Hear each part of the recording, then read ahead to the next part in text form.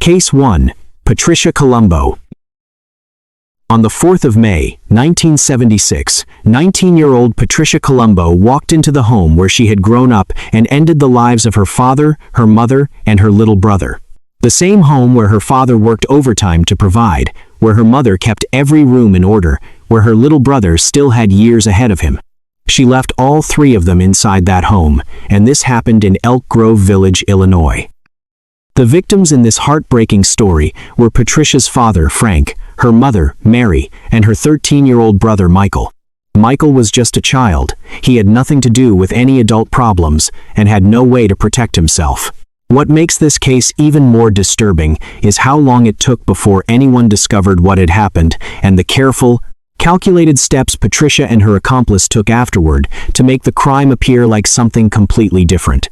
What could have driven Patricia Colombo to plan and then carry out the deaths of her own parents and younger brother? Let's get into the full story.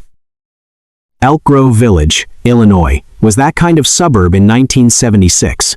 It was the kind of community where people knew each other's cars and noticed when mail piled up too long. So when neighbors began paying attention to the Colombo house in early May of that year, and when the unanswered door eventually prompted a welfare check, what was discovered inside reshaped how that community understood the word family for a very long time. Frank and Mary Colombo and their 13-year-old son Michael had been dead for 3 days before anyone found them. Frank Sr. worked in auto parts. Mary kept the home. Michael was still in middle school, still at the age where weekends meant sports and cartoons. They were, by all observable measures, an unremarkable working-class family in a working-class suburb. And Patricia, called Patty, was their daughter. Patty was 19 years old in the spring of 1976. She had grown up in that house, in that neighborhood, and had been described by those who knew her as strong-willed and independent.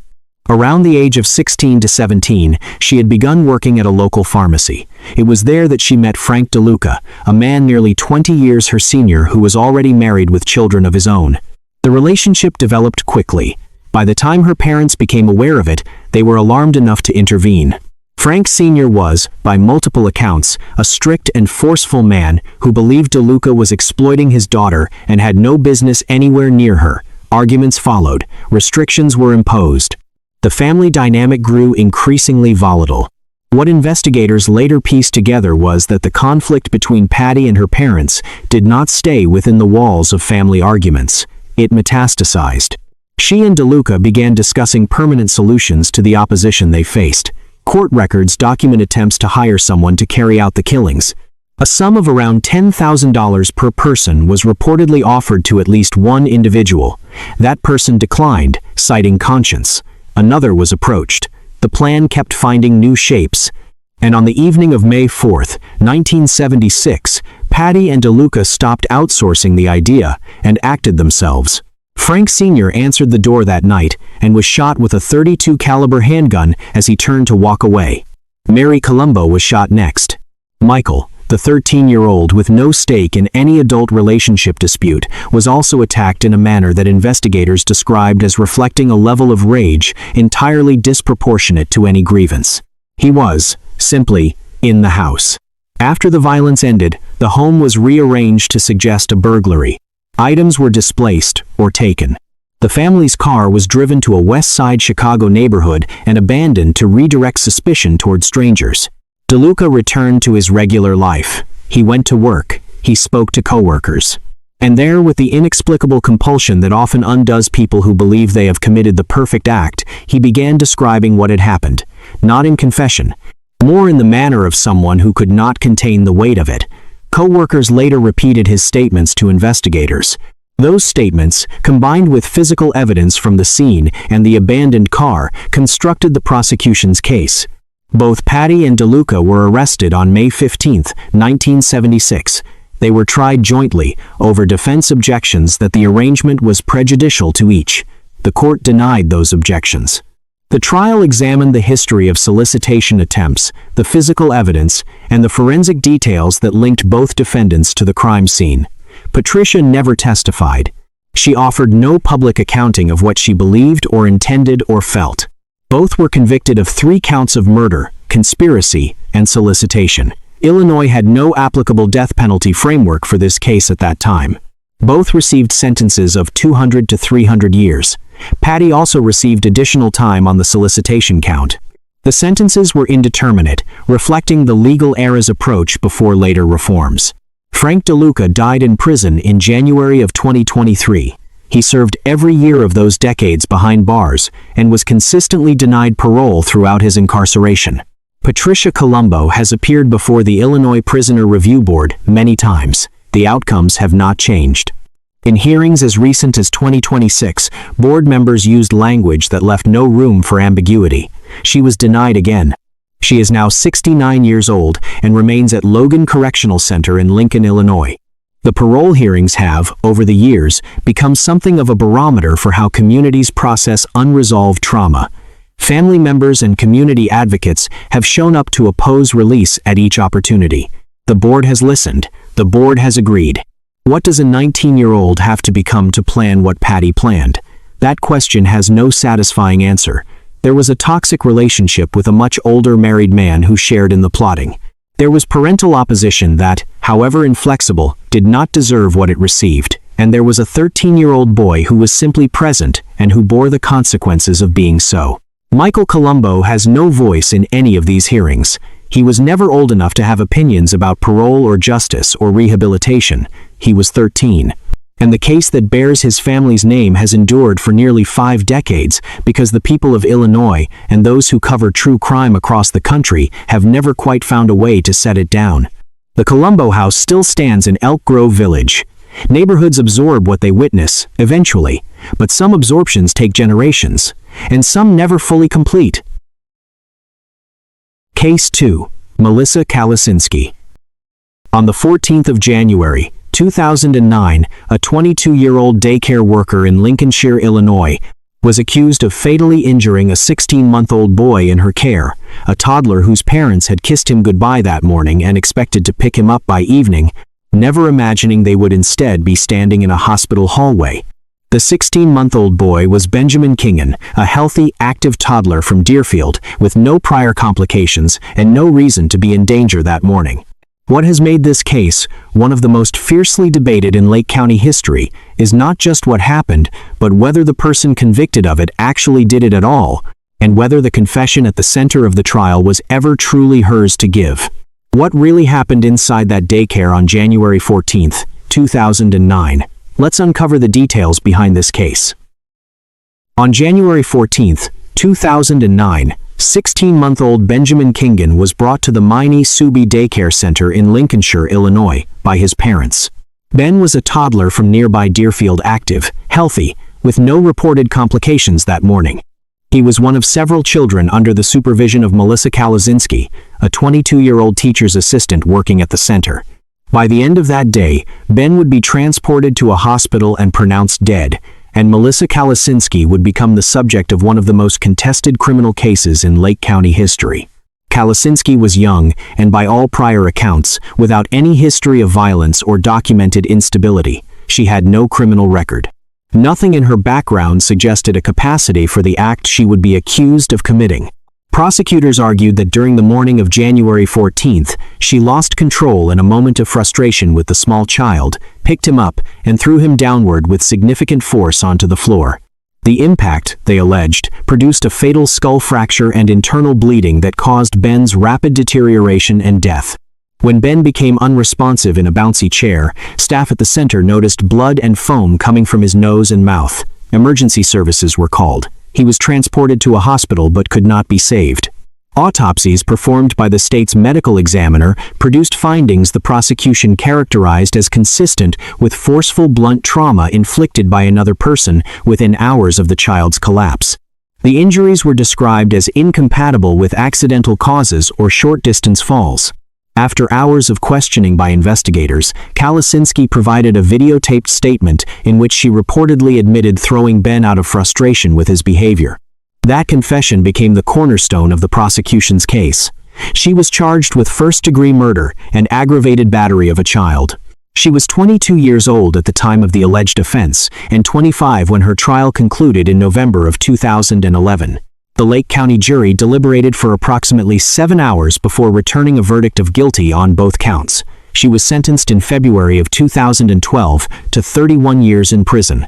Under Illinois law, she would not be eligible for parole until 2039. She was in her mid-20s when the sentence was handed down and would be in her 50s before any consideration of release. What has kept this case alive in the years since is not a lack of verdict, but a persistent and well-organized challenge to the foundations of that verdict. Kalasinski recanted her confession shortly after giving it. She maintained, and has continued to maintain, that she never harmed Ben. She alleged the confession was false, the product of extended interrogation that a young, inexperienced woman under pressure could not withstand. She said investigators guided her responses, and that she agreed to statements she did not believe were true simply to end the ordeal. Defense attorney Kathleen Zellner, who has built a career on post-conviction challenges, took up Kalasinski's case and argued something more specific, that medical imaging, including X-rays taken in the investigation, showed Ben's injuries may have been older than prosecutors claimed. If that was true, the fracture or bleeding may have predated the day of his death, potentially from an undetected prior incident or a medical condition, and may not have been caused by anything Kalasinski did. Zellner and others alleged that key X-ray evidence had been either misread or misrepresented. CBS's 48 Hours examined the case and presented the competing medical arguments to a national audience, raising the question of whether the conviction rested on flawed forensic interpretation. A clemency hearing before the Illinois Prisoner Review Board took place in 2024, during which Kalasinski and her supporters presented a detailed petition arguing actual innocence. The Lake County State's Attorney's Office maintained the original evidence supported guilt and opposed any commutation or pardon. As of the most recent reporting, Governor J.B. Pritzker has not granted clemency. Kalasinski remains at Logan Correctional Center, counting years toward an eligibility date that sits more than a decade away. She has never wavered in maintaining her innocence through more than a decade of incarceration. What this case raises, and what no verdict fully resolves, is the question of what we owe people when the foundation of a conviction is disputed by evolving science. The confession existed, the jury heard it. They convicted. But false confessions are not rare, and forensic medicine is not infallible. Ben Kingen deserves justice. The question that remains unresolved is whether a conviction and justice are, in this case, the same thing. A toddler died in a daycare in 2029. His parents handed him over that morning the same way any parent hands a child over, trusting, hopeful, unaware. Whatever happened in that building, Ben's absence from the world is a permanent fact, and the case that followed his death may not, even now, be fully settled. Case 3. Marilyn Lemack. On the 4th of March, 1999, a woman in Naperville, Illinois, a surgical nurse, a mother of 3, methodically and deliberately ended the lives of her 3 children while they slept, using the same medical knowledge she had spent years applying to save lives. There are crimes that challenge the vocabulary entirely, that exhaust the usual frameworks of motive and method, and leave observers reaching for something that language was never designed to fully hold. The case of Marilyn Lemack belongs in that category, not because the facts are obscure, but because the facts are so clear and so devastating, and still so difficult to fully comprehend. Marilyn Lemack was in her late 30s when she committed these crimes. Her own children were Nicholas, 7, Emily, 6, and Thomas, just 3 years old. Each one was sedated first, ensuring they would not suffer, which is perhaps the most haunting detail of all, a mother careful enough to spare them pain while still choosing to take everything from them. The arrangement of their bodies afterward raised questions that no psychiatric testimony has ever fully put to rest. What broke inside Marilyn Lemack, and how did it lead to that morning in Naperville? Let's break down exactly what happened. Naperville, Illinois, in March of 1999, was a picture of American suburban success. It was affluent, orderly, a community of well-kept homes and good schools, and every visible marker of stability. Marilyn Lemack lived there with her husband, Dr. David Lemack, and their 3 children, Nicholas, who was 7, Emily, who was 6, and Thomas, who was 3. She was a surgical nurse. She was educated, capable, and by external observation, a committed mother.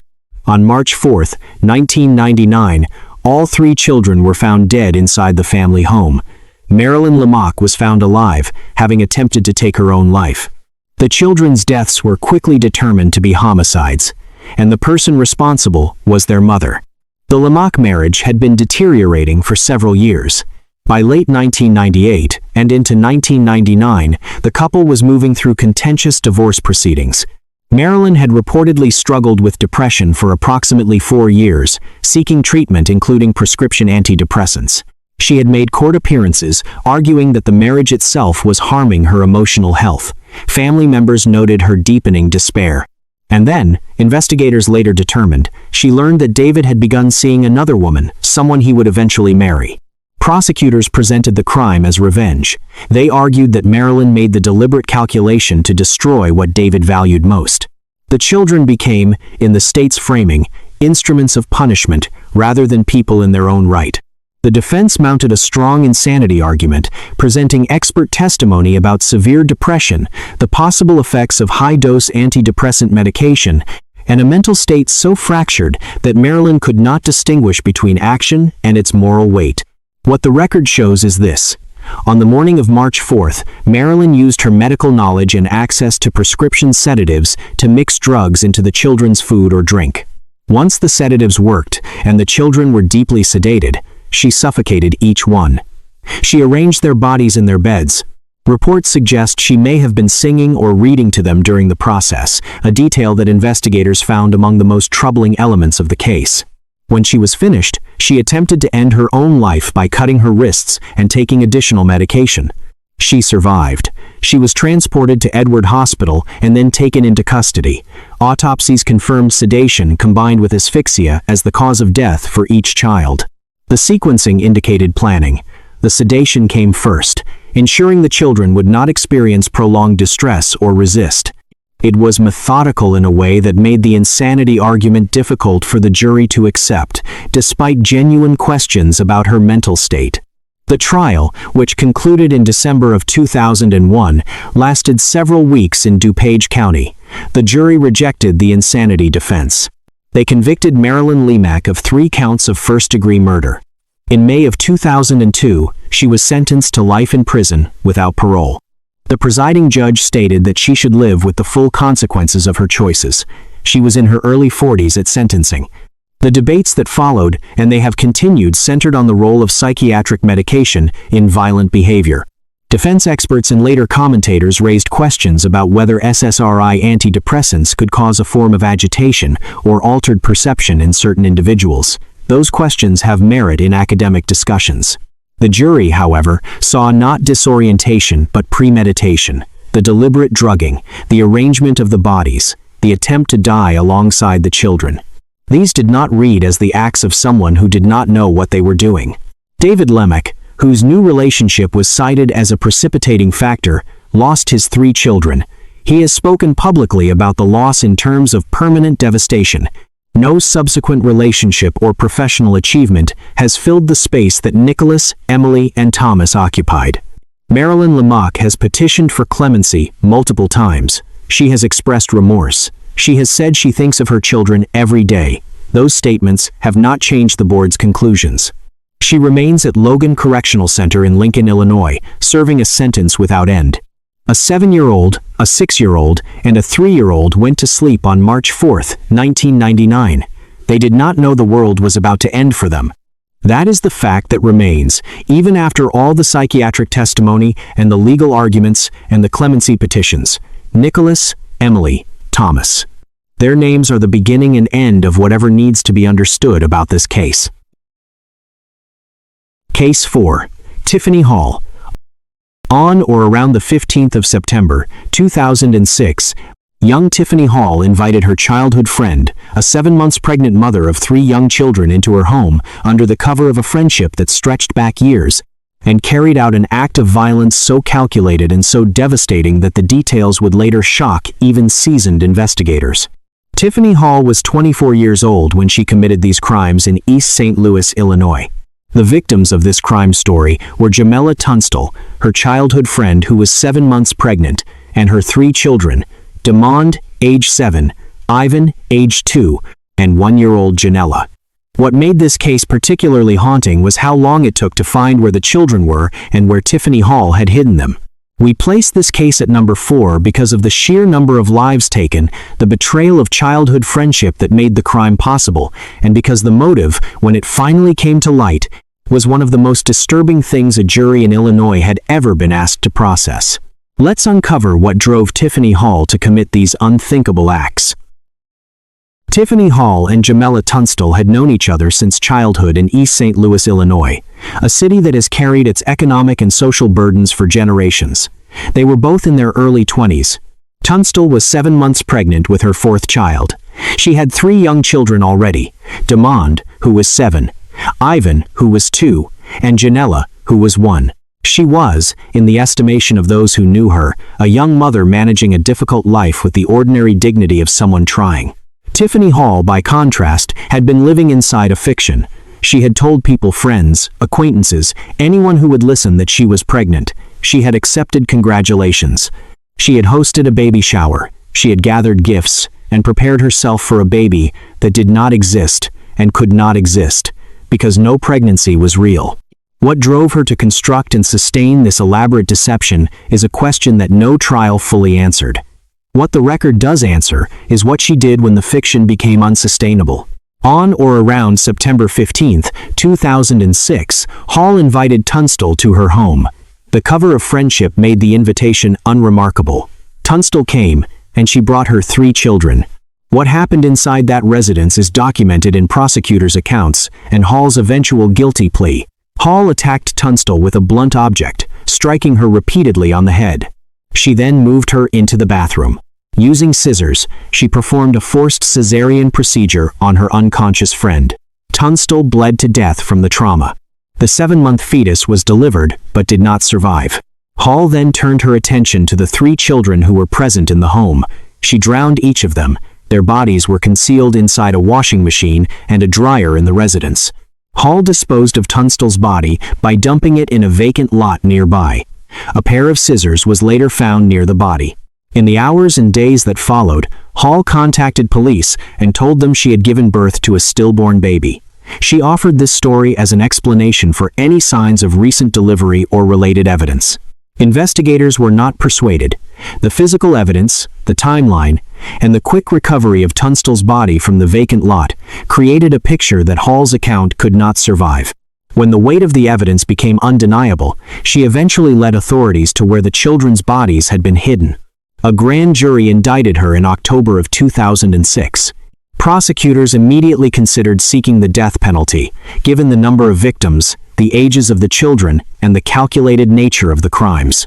A psychological evaluation was ordered early in the proceedings to assess Hall's mental state and competency.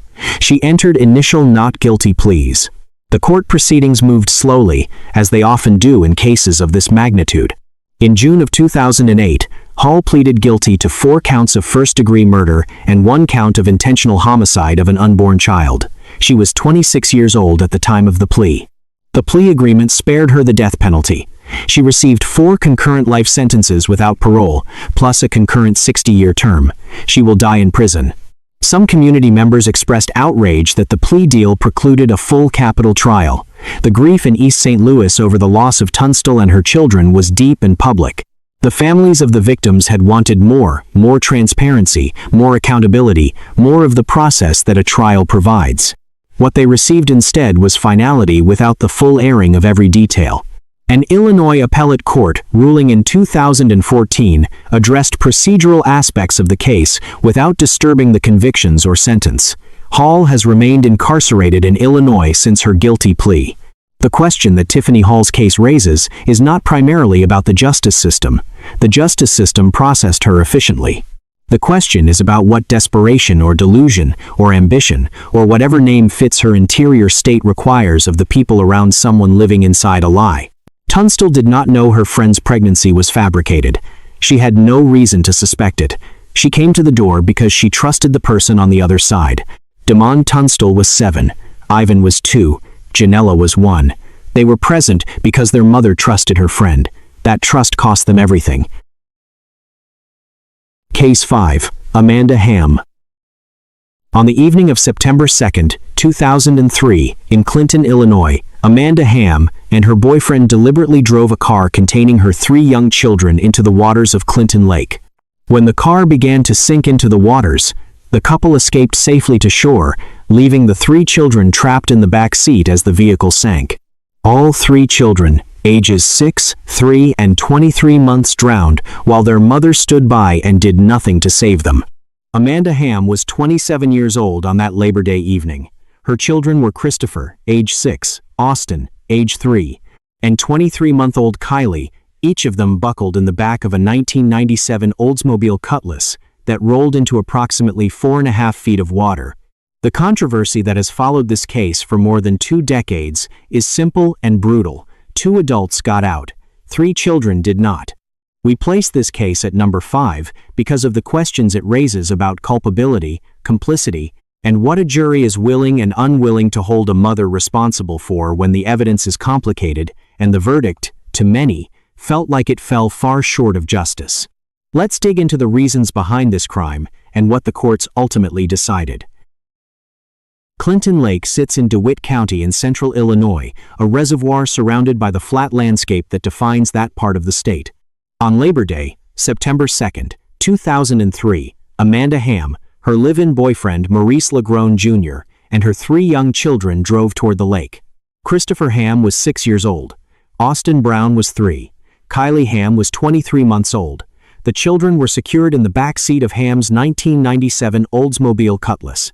What happened at the boat ramp that evening became the subject of years of legal proceedings, community debate, and deeply personal grief. The car entered the water. It rolled or moved down the boat ramp into approximately 4.5 feet of water.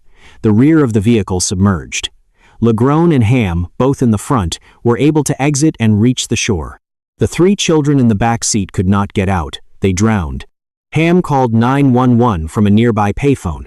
Emergency responders arrived within approximately 5 minutes. The children were recovered from the vehicle but could not be revived. Autopsies confirmed death by drowning for all 3. 2 adults had walked away without injury from the same vehicle. 3 children had not. Amanda Ham was 27 years old at the time of the incident. She was, by her own account and those of people who knew her, a young single mother navigating a complicated personal life.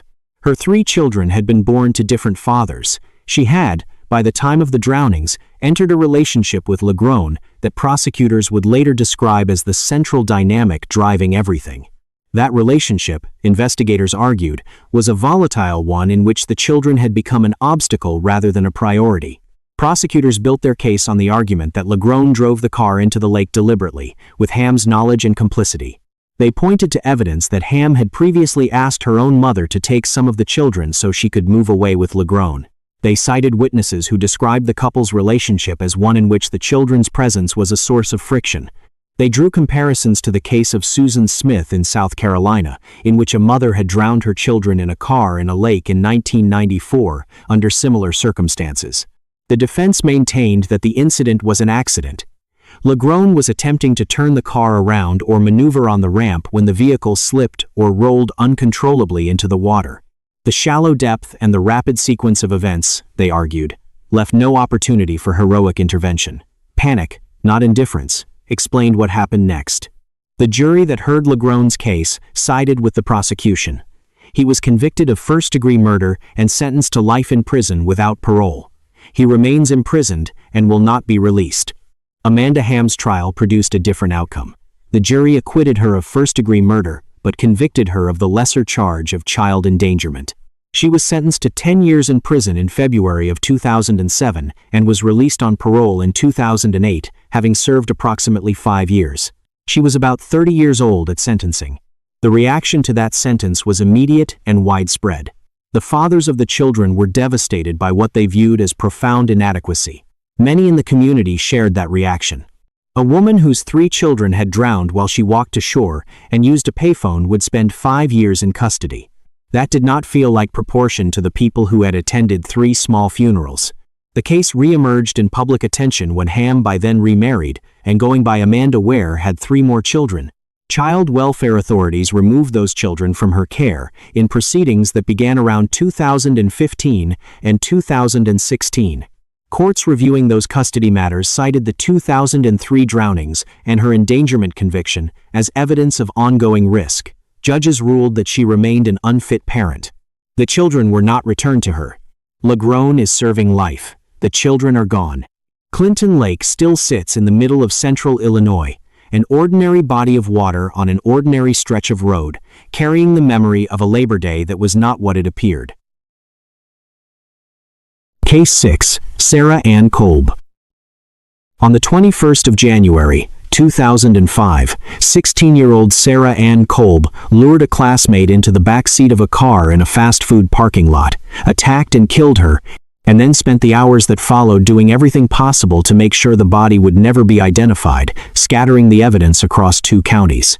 Sarah Ann Kolb committed this crime in East Moline, Illinois. Her classmate, the victim of this story, was Adrienne Reynolds. She was also 16, and she had moved to the area from Texas just 2 months earlier and was still finding her footing in a new school. Adrienne Reynolds was outgoing, she was social, and she had made the mistake, if it can even be called that, of being friendly with the wrong people. The controversy in this case extends beyond the crime itself, into the courtroom, where a hung jury in the first trial suggested that not everyone saw the evidence the same way. But what really happened? What pushed Sarah Ann Kolb to lure and murder her classmate? Let's walk through the timeline of this case, step by step. Sarah Kolb had a close but complicated relationship with a boy named Corey Gregory.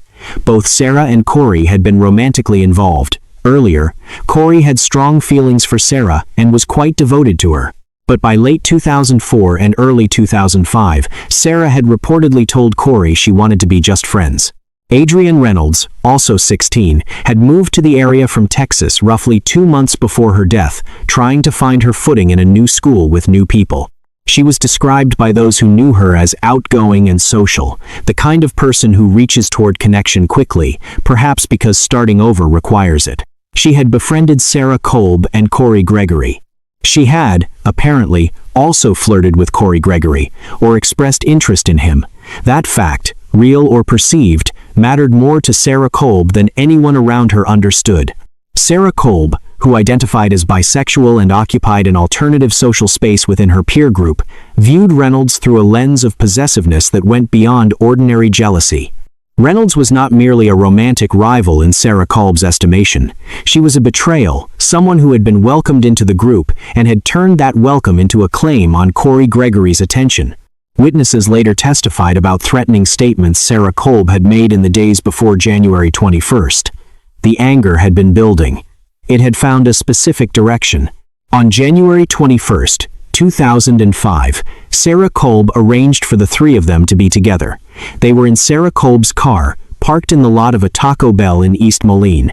An argument broke out over the underlying tensions over boys, over loyalties, over the social currency that teenagers sometimes treat as life or death, and sometimes convert into it. Inside the car, Sarah Kolb and Corey Gregory physically attacked Reynolds. She was beaten and then strangled with a belt. Reynolds struggled. She was overpowered. After Reynolds was no longer alive, the 2 drove the body to a more remote location. Their first attempt at disposal involved fire. They used accelerants to burn the body, but the burning was incomplete. Faced with the reality that the remains were still identifiable, they proceeded to dismember them using a saw. The body parts were then placed in garbage bags and scattered across 2 counties, including areas near the Black Hawk State Historic Site in Rock Island. The deliberate scattering across county lines was an attempt to complicate recovery and identification. It did not work. Police recovered sufficient remains to identify Adrienne Reynolds through forensic analysis. Investigators traced the crime back to Sarah Kolb and Corey Gregory within days, aided by inconsistencies in their accounts and witness statements from people who had seen the group together earlier that day. Both were arrested quickly. Sarah Kolb's first trial, held in the fall of 2005, ended in a hung jury. 11 jurors voted for conviction, 1 did not.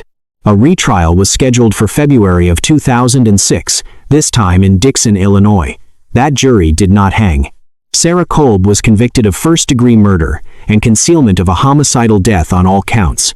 Sentencing occurred in August of 2006. Sarah Kolb received 48 years for the murder and 5 additional consecutive years for concealment, a total of 53 years in prison. She was 18 at the time of sentencing and 16 at the time of the offense.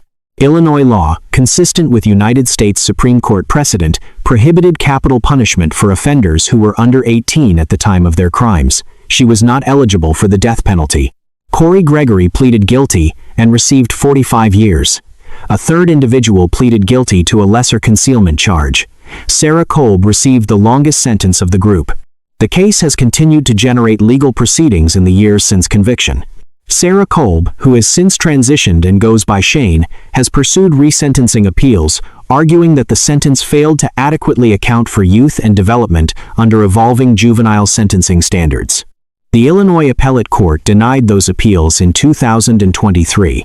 She remains at Logan Correctional Center. Corey Gregory, now going by Harley Quinn, has faced separate resentencing proceedings as courts have revisited cases involving juvenile offenders sentenced to lengthy terms. Adrienne Reynolds had been in East Moline for 2 months. She had traveled from Texas to find a new beginning, the way teenagers do when circumstances require a fresh start. She was 16 and outgoing and trying to fit in. She sat in a car in a fast food parking lot and never came home. The petty, consuming jealousy that placed her there was not unique to Sarah Kolb or Corey Gregory. What was unique was what they did with it. Case 7. Karen McCarran.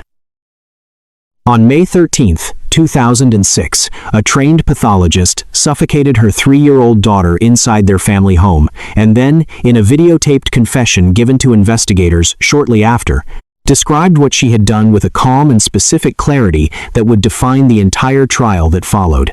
Karen McCarran was in her mid-30s when she ended the life of her daughter, Katie McCarran, in Morton, Illinois.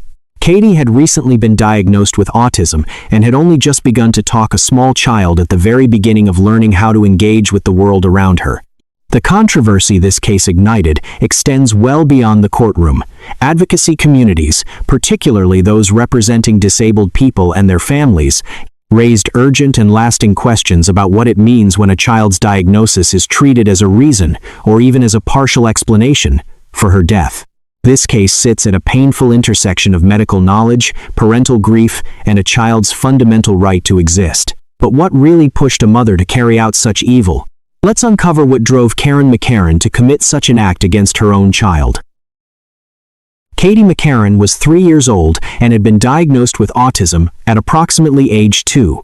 She was the daughter of Karen and Paul McCarran, and by all accounts, she was a child curious and present and alive in the way that 3-year-olds are alive.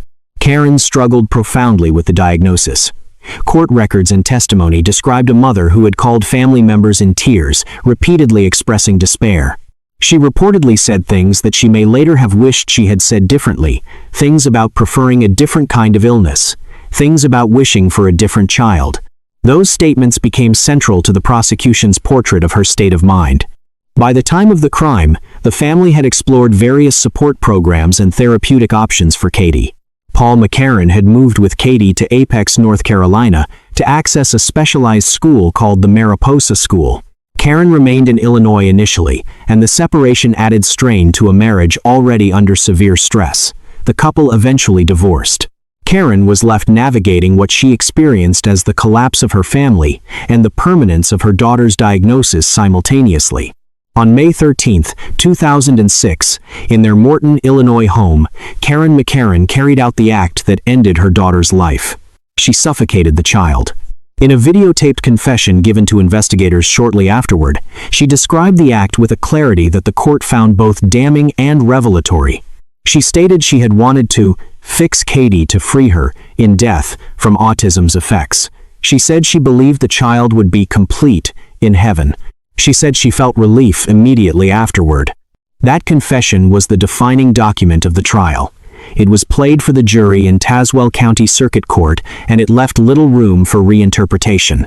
The language was specific. The sequence was described. The motive was articulated by the person who had committed the act.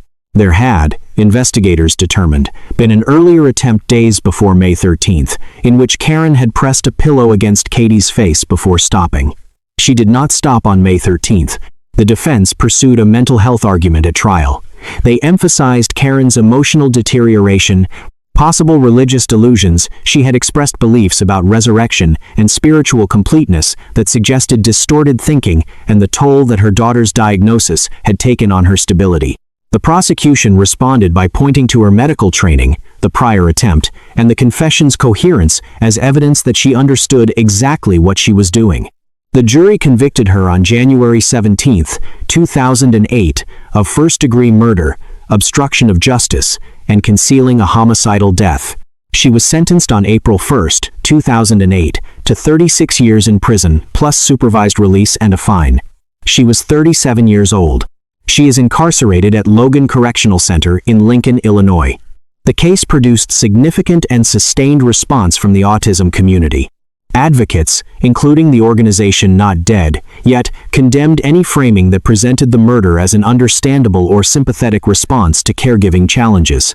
The concern was direct. If courts or media treated parental despair as mitigation for killing a disabled child, it created a precedent that disabled lives were conditionally valuable. That is not a concern rooted in abstraction. It is a concern rooted in what actually happened to Katie. Appellate courts affirmed the conviction in 2010 and again in 2022. No new trial was granted.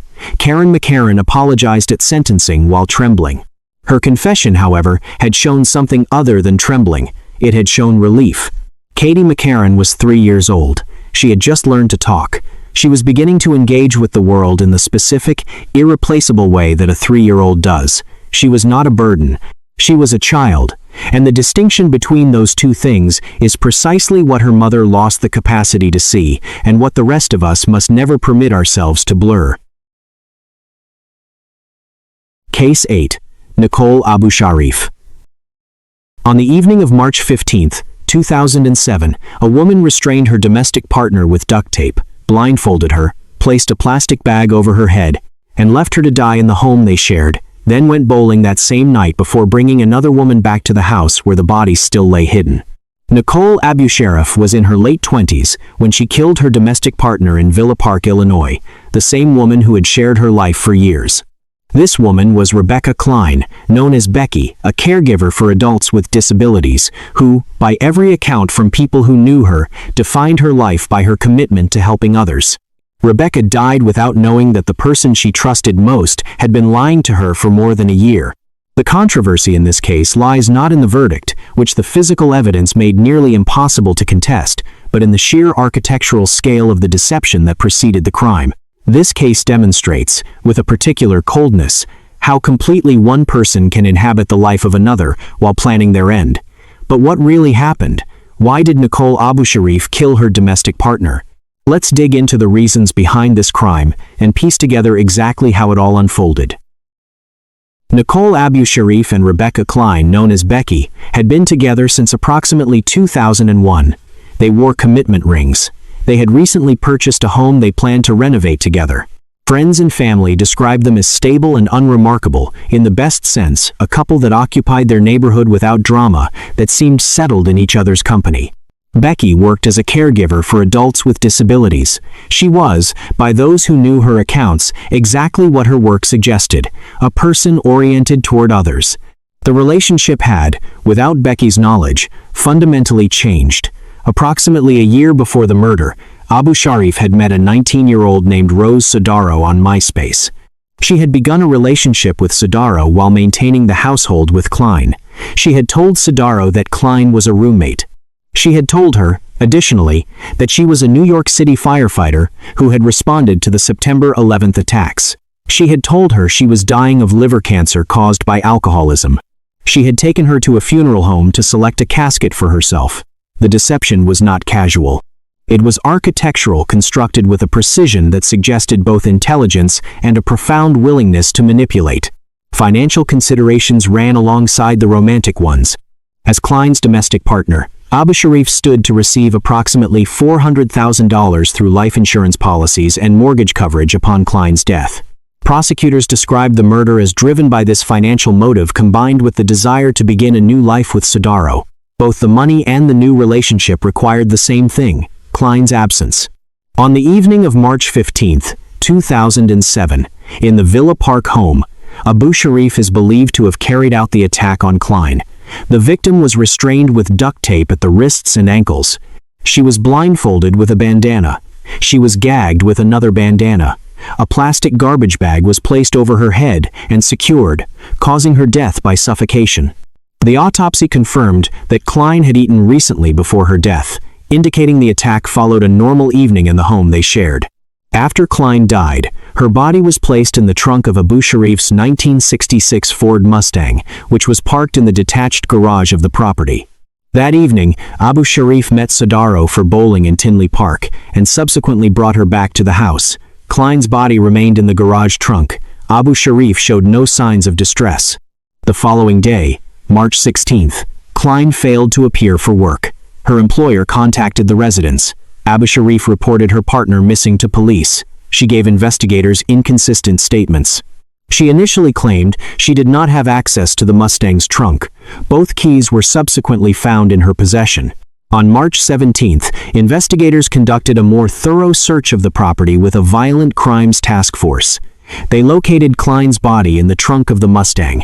Forensic examination produced what the court later described as overwhelming physical evidence: 25 fingerprints and palm prints from Abu Sharif on the plastic garbage bag, her DNA on both bandanas, her DNA on the duct tape, additional trace evidence linking binding materials to the garage.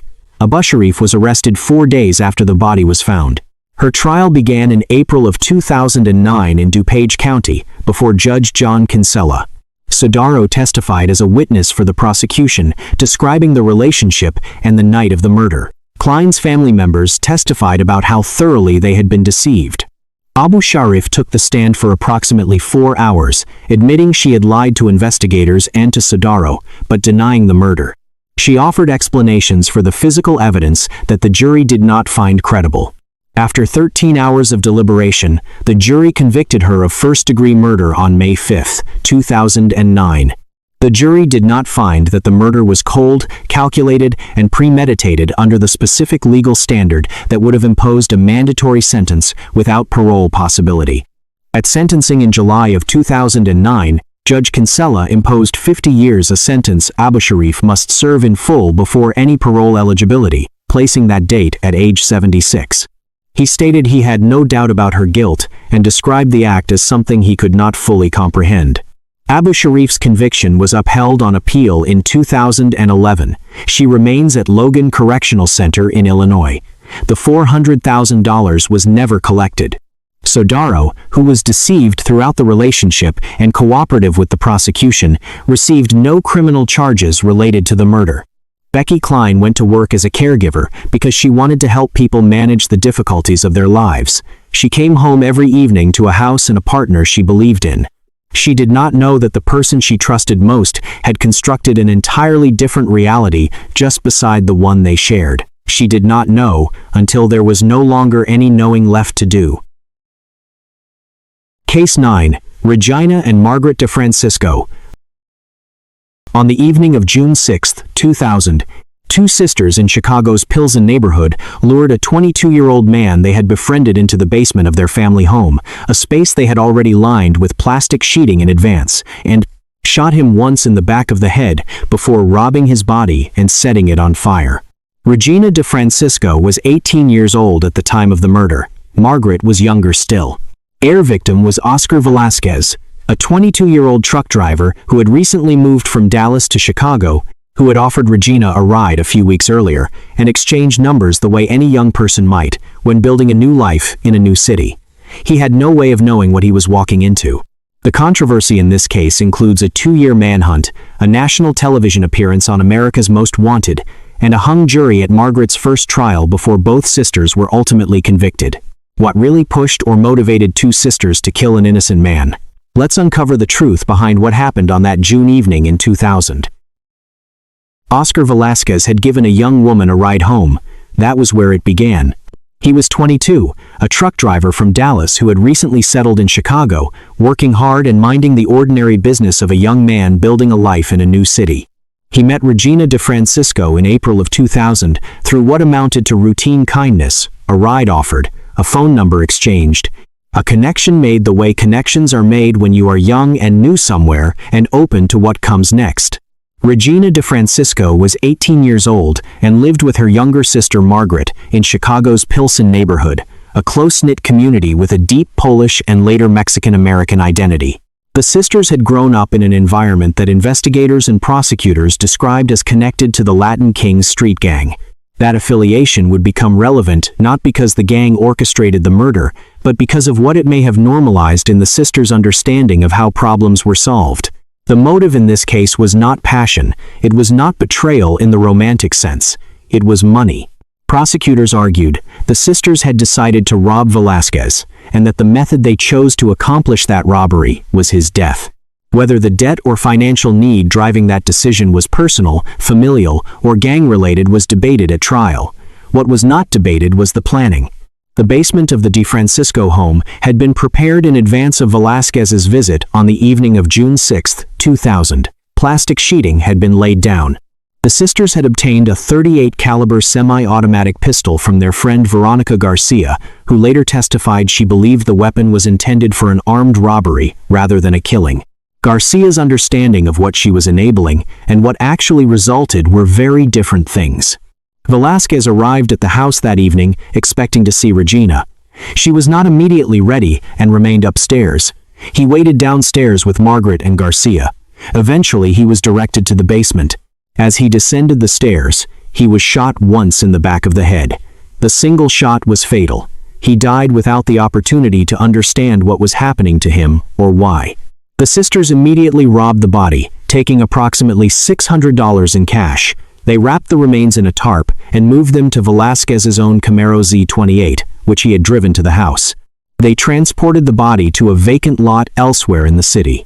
Regina used nail polish remover as an accelerant to set the remains on fire, attempting to destroy forensic evidence and make identification more difficult. The burning was not thorough enough. Investigators identified Velasquez and began tracing his movements back to the DeFrancisco home. Garcia and others to whom the sisters had described the crime became key witnesses for the prosecution. But before police could make arrests, Regina and Margaret went on the run. They remained fugitives for roughly 2 years. Family members initially reported Regina as missing, a deflection that bought the sisters time. Their case eventually aired on America's Most Wanted, generating tips that led to their locations.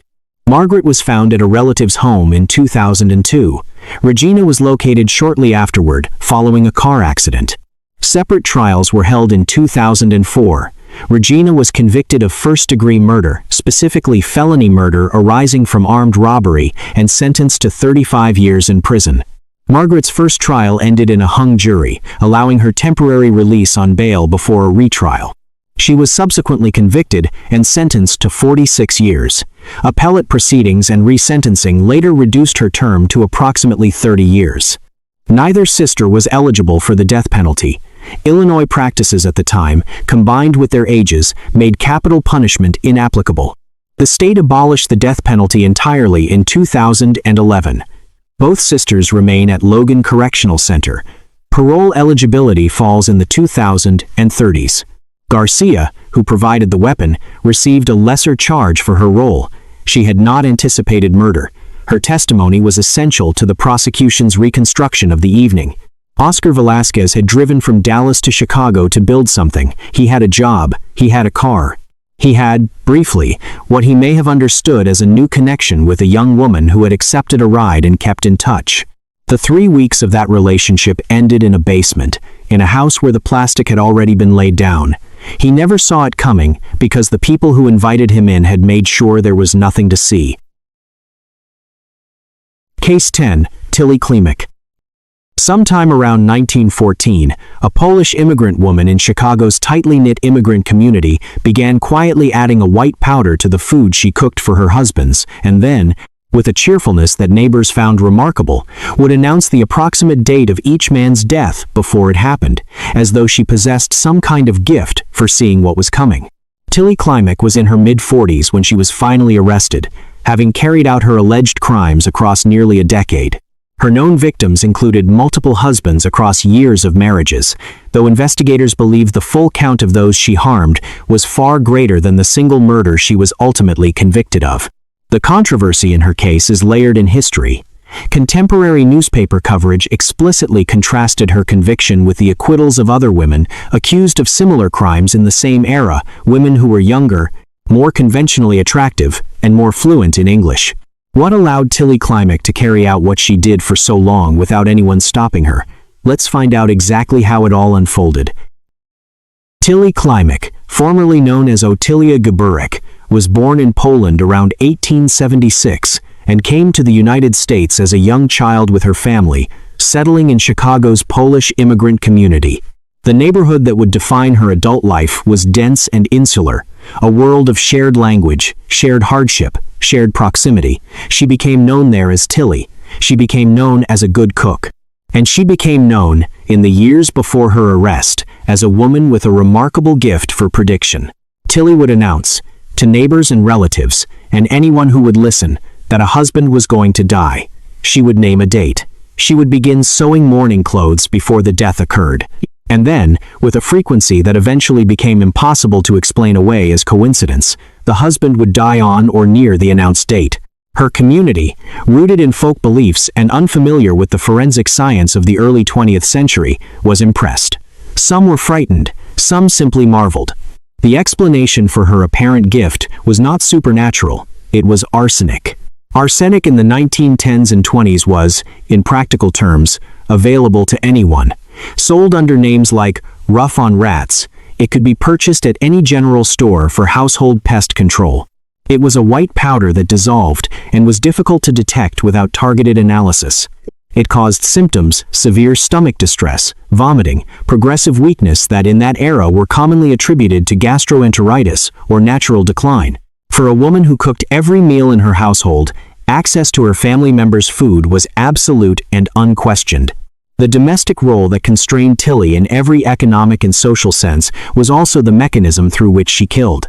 The sequence appears to have begun around 1914 with the death of her first husband, John Mitkiewicz, following an illness. A second husband followed a similar path. A third. There were also, investigators later concluded, victims beyond the husband's relatives and neighbors who had crossed Tilly in some way, or whose deaths she had reason to profit from. One account mentioned a neighbor's dog dying after consuming scraps she provided.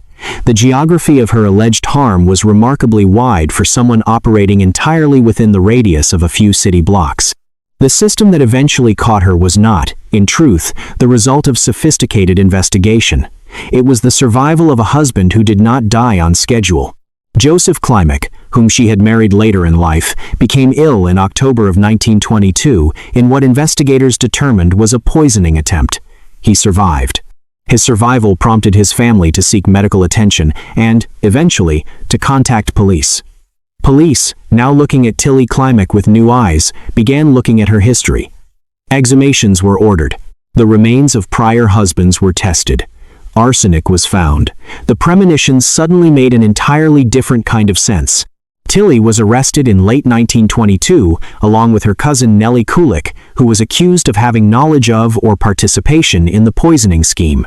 Police and journalists of the era speculated about a broader network of women sharing poison methods in the immigrant community, a murder trust, as some newspapers breathlessly characterized it.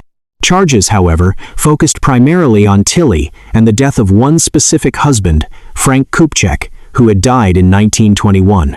The trial in March of 1923 drew significant newspaper coverage. Chicago's press was simultaneously covering other high-profile cases involving women accused of killing their husbands, and those cases had ended in acquittals for defendants who were younger, more attractive, and more articulate in English. Reporters drew the contrast explicitly. The women who walked free were described in flattering terms. Tilly was described in terms that focused on her appearance, her broken English, her plainness. The coverage makes uncomfortable reading now. It was not subtle. The jury deliberated for approximately 1 hour and 20 minutes before returning a guilty verdict.